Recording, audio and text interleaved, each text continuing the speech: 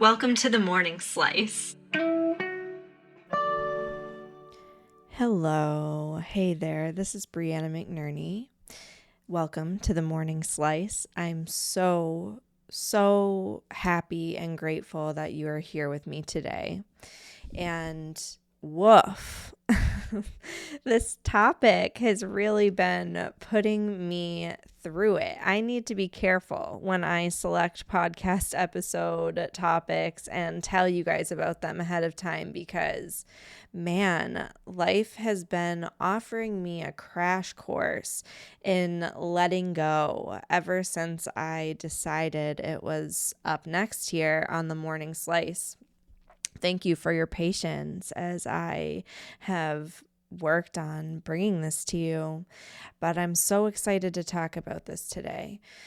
Over the last couple of years, I've had a lot of opportunities to practice letting go, and it's been honestly incredibly painful. Letting go can feel super challenging for me. I have a lot of earthy stuff in my astrological chart, if that's something that you pay attention to. I am Taurus through and through, and we could talk for a whole episode about that, but we won't do that today. I think the experience of anxiety and having experienced traumatic events in my life also plays a role in this for me. It's like a response when I feel like things are going out of control in my life. I try to control as much as I can, right? Maybe you can relate to that. Once I decide that I'm in on something, I'm like a dog with a bone. It is really hard for me to let go, especially if there's like people that I care a lot about, that I've invested time with. I just like really want to exhaust every single option that I possibly can before I let them go. And this has taken me into like not great places in my life. It has led me to bend in ways that I shouldn't bend, question my worth and my identity in ways that I really shouldn't do. And yeah, it can just be a really painful process to let go of people who I care about and what those people think of me. I'm getting a little bit better at letting go of like work projects and situations and going with the flow on things like that. But I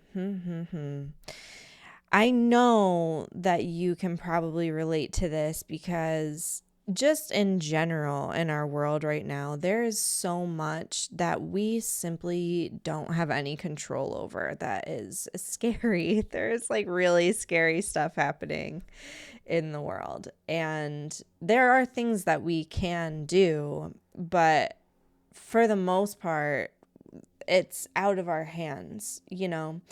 So today I would love to give you some suggestions, some thoughts about how you might let go when your grip on life is just like painful and you could use a little bit more ease and flow and trust.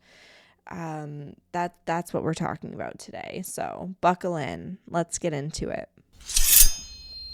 So first, let's talk about what experiences, what perspectives lead us to be rigid and grip on to control in a situation rather than letting go, right? There are so many things, and I would love to hear what this is like for you. For me, as I mentioned before, a lot of times this desire to control things, to hold on and grip tightly, is a fear-based response. It's a fear and anxiety driven response to my situation, and a feeling that if I don't do this, if I don't get in there and make things happen, then it's not going to happen, right? If I don't do the dishes, no one else is going to do them. If I don't start this conversation with my partner, it's never going to happen. Or if I don't manage that person's experience of me, then they'll always feel XYZ sort of way about me. If I don't take this responsibility at work onto my plate, then it's not going to get done, and it's definitely not going to get done right? It's not going to get done the way I want it to get done, though, to the standards or expectations that I expect it can be done at. There are so many ways that this can play out. But what I really want you to see in this is how overwhelming it is to view life this way, to be so gripped on to everything in your experience that you are not allowing other people to show up for you. It's almost impossible to feel fully supported when we're in this state of gripping things tightly. So like gripping resources tightly, holding on to people too tightly. Another thing that comes into play here is our identity. We tend to care a lot about things that we have made core or essential to who we believe we are as a person. So if we are creating an identity around our ability to create our circumstances in life, our ability to do everything that needs to be done, the relationships that we have, if we have attached our identity to conditions that are impermanent in our lives, then that can lead us to hold on to them tighter, because losing them means losing our own identity. And what happens when you grip your fist really tight, right? Like nothing can stay in there. So a lot of times when we try to control a situation and over control and over put our hands on something, we actually make whatever we're trying to nurture, whatever we're trying to create space for, it slips right out of our hands, right? So I would really encourage you to take on some new beliefs here that can help you in these moments where it feels like you need to grip onto things really tightly. So some examples of these would be: everything is unfolding in my favor. Everything is unfolding in my favor. And everything is working out for me. Everything is working out for me. When I take my hands off of things, I allow things to unfold more naturally, more easily, in ways that work for everyone. When things unfold naturally, they happen more perfectly than I ever could have imagined. I allow people to support me. Sometimes it's okay when things get done in a different way, right? It's okay if the dishes get done in a way that another person in your household does them, even if it's like not the way that you would do it, right? Isn't it nice to allow other people to support you? And that is so healthy in relationship building for everybody involved, when we're able to create space for other people to step in and support us. We need to create that give and take with the people around us, a mutuality, a reciprocity that is the antidote for feeling things like resentment.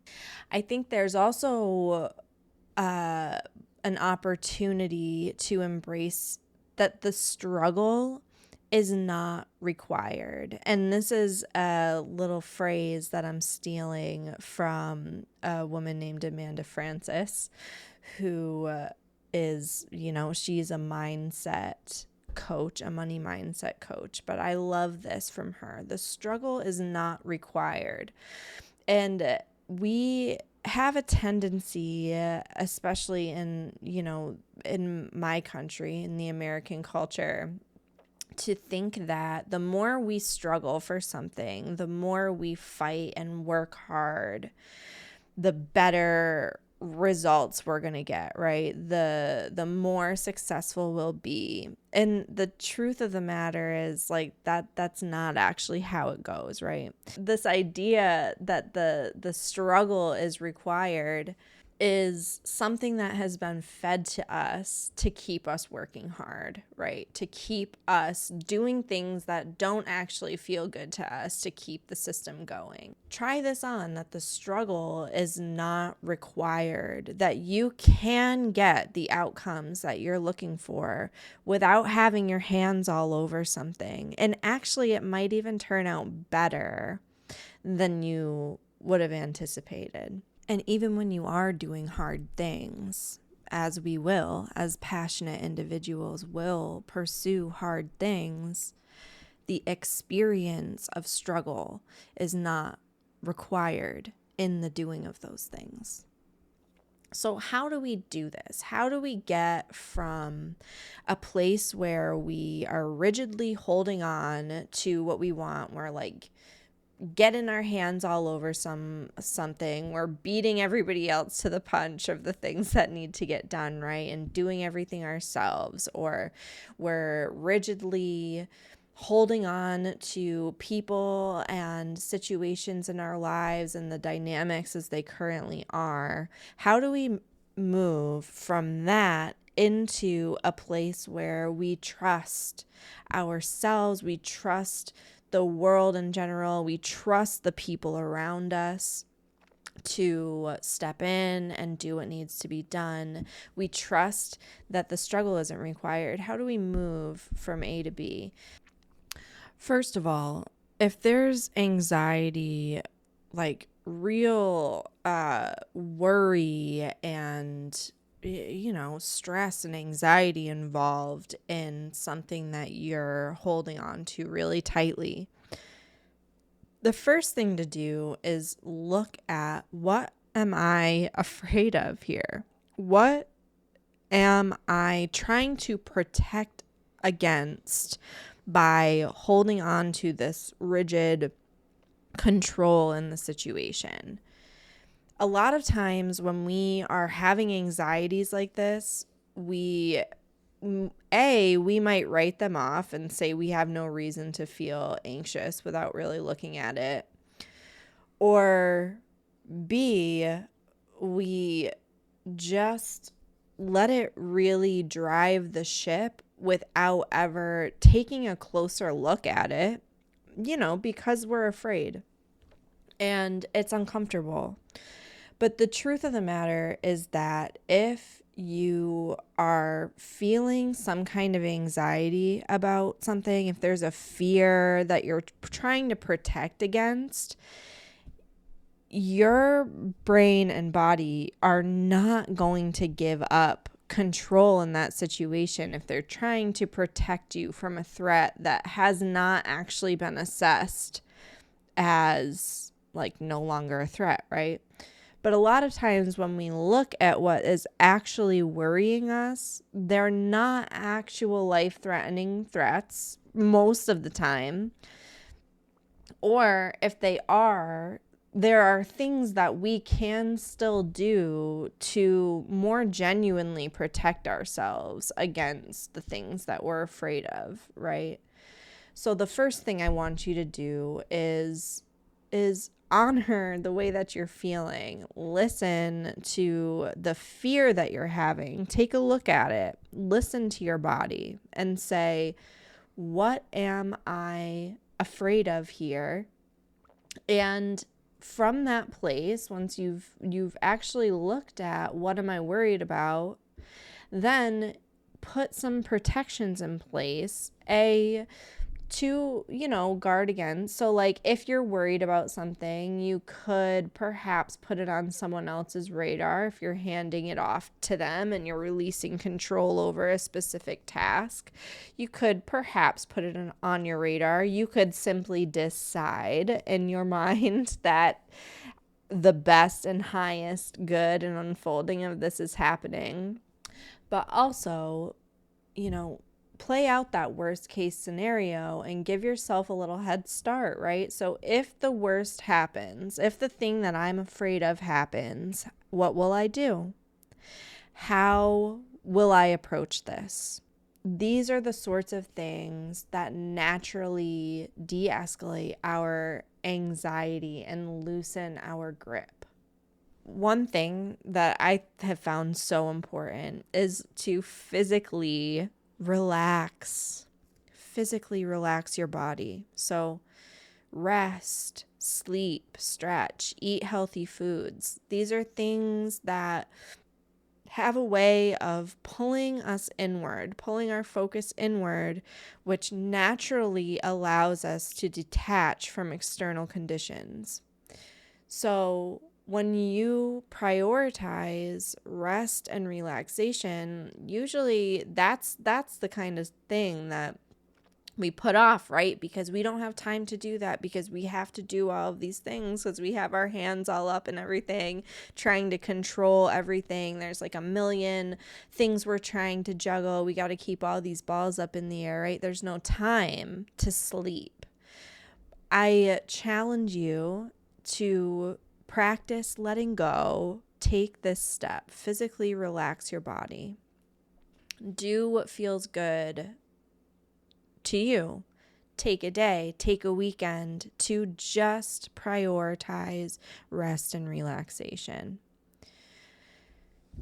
And once you're done relaxing, come back at it with a little more lightness. So literally imagine yourself loosening up your grip. Like if you think about a situation that you are very focused on right now and you're really trying to get this to work out the way that you want it to, I want you to envision that you have your hands gripped around this, trying to make it the way that you want it to be.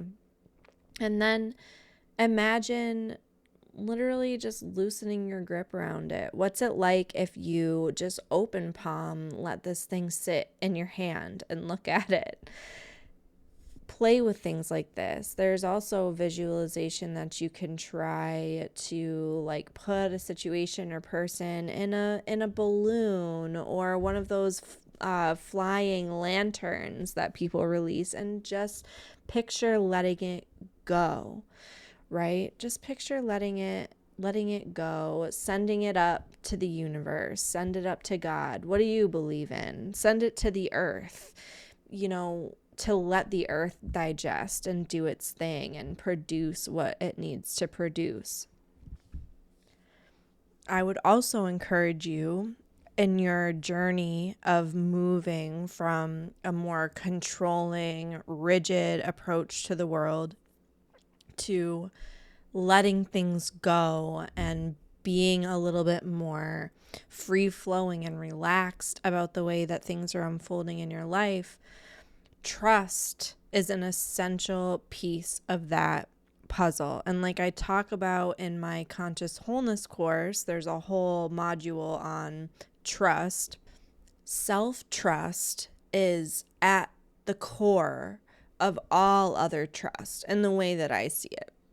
So if you want to trust the people in your life, if you want to trust the universe to unfold in your favor, if you want to trust whatever, anything, the first step is nurturing a sense of self-trust. Coming to a place where you believe in you. You know that whatever life throws at you, you are going to handle it. You are going to survive it. You're going to find a way to learn. You're going to find a way to thrive. And period. End of story. You can trust yourself. And so some ways to really nurture that, which again I go into deeply in my conscious wholeness course, but is to like do the things that you say that you're going to do, and if you don't know if you're going to do it, don't say you're going to do it. And that's with other people and just internally in your own head. There's also building trust that occurs when you deepen your mind body connection. So when you express or demonstrate to your own body that you are going to listen to what it needs, that actually can build trust inside of yourself. So something to consider, that trust is an essential piece of the puzzle here when it comes to letting go. And so moving forward, what actions are you going to take as a result of this?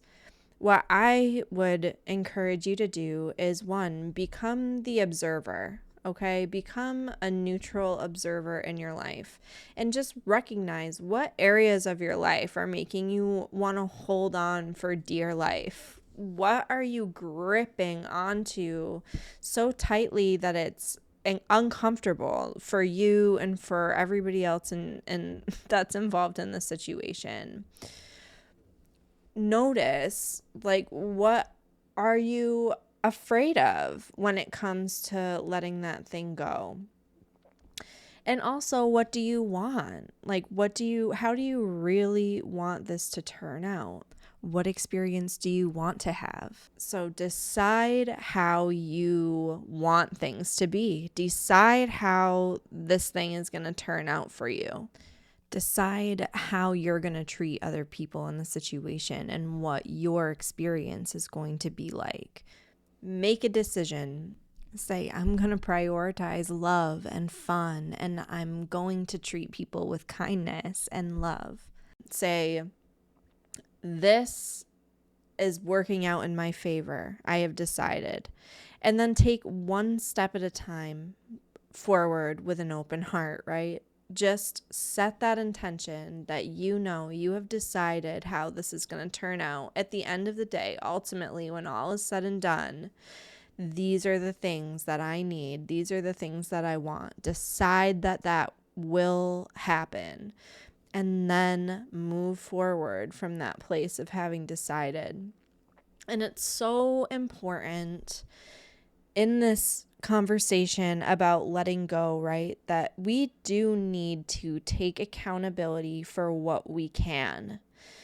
We do have control over certain things, right? We have control over ourselves. We have control over our choices and our actions. We can always control how we are contributing to any situation that is unfolding in our lives. We can control how we are contributing to global issues. So, like, do you need to have the newest cell phone as soon as it comes out?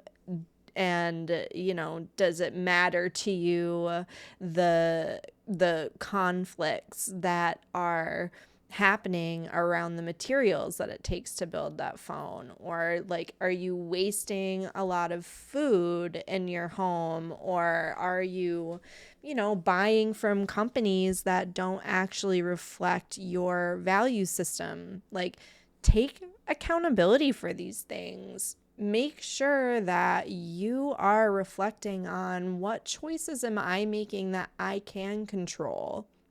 And then once you are taking control over the things that you can, yourself, your choices, your actions, then let the rest go and trust that it will all work out. And, even if it doesn't, you can trust yourself to make it through. You can trust yourself, and more importantly, you can lean on the supports that you have in your life. It's safe to let go. All right, you guys, there you have it. This has been your Morning Slice podcast episode all about letting go. And I would really love to hear what is sticking with you, what resonated, what didn't. What are you taking away today from our time together. Please email me, message me on social media. I'm at Brianna McNerney pretty much everywhere: LinkedIn, Instagram, Facebook, TikTok.